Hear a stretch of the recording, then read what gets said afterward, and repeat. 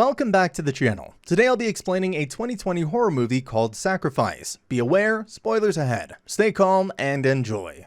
In the beginning, a woman was trying to save her son. She woke him up at midnight and took in by waters to America. The child is Isaac. 25 years later, Isaac and his pregnant wife Emma traveled to Norway to inherit the house his father left for him.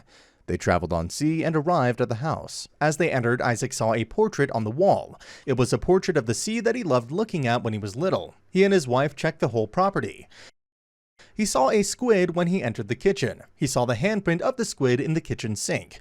He told his wife to ensure they do not drink the kitchen water until they were sure it was very safe. They both checked his father's picture as he remembers him. That night, in search of what to eat, they visited a Norwegian bar. They asked the barman if he speaks English, and it caused an argument. While the barman insists they were superior to Americans, Isaac claimed otherwise. He asked to be served fish, and they refused to serve him. Emma thinks they should leave the bar and get food at another bar, but Isaac insists they stay there. The Norwegians attack him and told him to go back to where he came from. In defense, his wife said he's from there. She told them that this was his hometown, and he had just come back home. They asked about his family name, and it was replied that it was Jostard. They knew his father, John Jostard, so they welcomed him by serving him drinks and telling him it was for celebration. Emma brought Isaac back home drunk. She laid him down. That night, Isaac dreamt about drowning in the water. When he woke up, his wife had prepared breakfast. As he sat down to eat, someone knocked at their door. It was the local sheriff, Lensman. She asked to come in, and they allowed her in. She told them to sit down as she has important questions to ask them. She asked Isaac to tell her all he knows about his father's murder. Isaac was shocked because he never knew his father was murdered. She asked him what he remembers about the night his mother took him back to America. He insisted he knew nothing. She told him his father died due to 6 blunt stabs at the back of his neck, and it happened the same night as his mother took him away. He explained his mother only told him his father left them and got married to another woman. He didn't know his father was killed. Lensman told his father didn't leave him for another woman, and she had been hoping one day he would come back to the village and would turn his mother in for murder. She apologized for breaking the news to him like that, as she didn't know he wasn't told the story in the first place.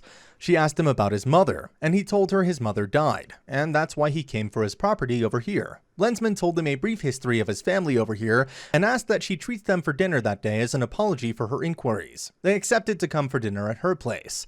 That night, Emma visited a local store to buy wine. After getting the wine, the store owner wished her a good dream, and she really didn't understand what she meant.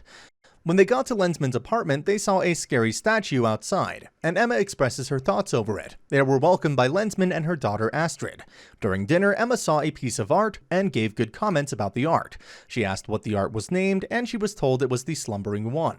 Inquisitively, she asked what exactly the art does, and Lensman told her it only dreams. She commented about the scary statue she saw outside, and she was told it was a customary statue they all make for their dead ones. She told her she built Tupalak as a tribute to her dead husband. Isaac wishes they had built something like that for his father. Since they wanted to know more, Lensman invited them to the Altaraganga. It's a sacrifice they make in their community. They promised to attend the next day. When the couple got back home, they talked and joked about their adventure for the day, and Isaac kissed Emma. He wanted to make out with her, but Emma refused. Suddenly, he forces himself to kiss her and kissed her till blood was spilling all over. It was a dream. Emma's dream. She woke up very scared and looked at her husband beside her.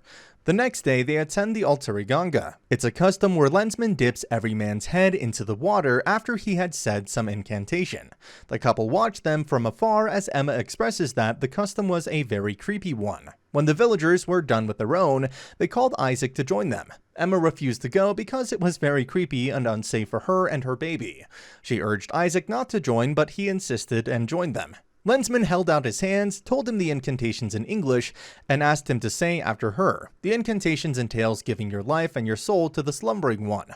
After he said it, she deepened his head into the water. He saw himself drowning in the water before he was back up. That day at home, he was lost in thought. Jokingly, Emma asked if he's actually going to convert and start wearing sacks like the other members of the community. He got angry at her joke and asked if she could joke about Christianity, Islam, or the Jewish religions like that. Emma got pissed, wondering why he took the joke so distant. He stood up and went out for fresh air. As he walks by, he playfully threw some stones into the water. He saw a woman inside the water and apologized to her in case the stone actually touched her. The woman came out of the water naked. She asked that Isaac keeps her company as they both watched the cloudy sky together. She told him some science about the cloudy sky. That night, Emma had another dream. She dreamt she was doing dishes in the sink and then a squid dragged her down into the sink and she almost drowned. She then told her husband about the dream and he shunned her, saying that's the kind of dream she would have. They met the realtor who wanted to help them sell the property. The realtor told them the home is in perfect location and perfect shape, but no one would be willing to buy a home where a murder had been committed. As he left the house, he thanked Emma and wished her good dreams. Isaac feels they shouldn't sell their home as they can stay there and start a family. Emma refused.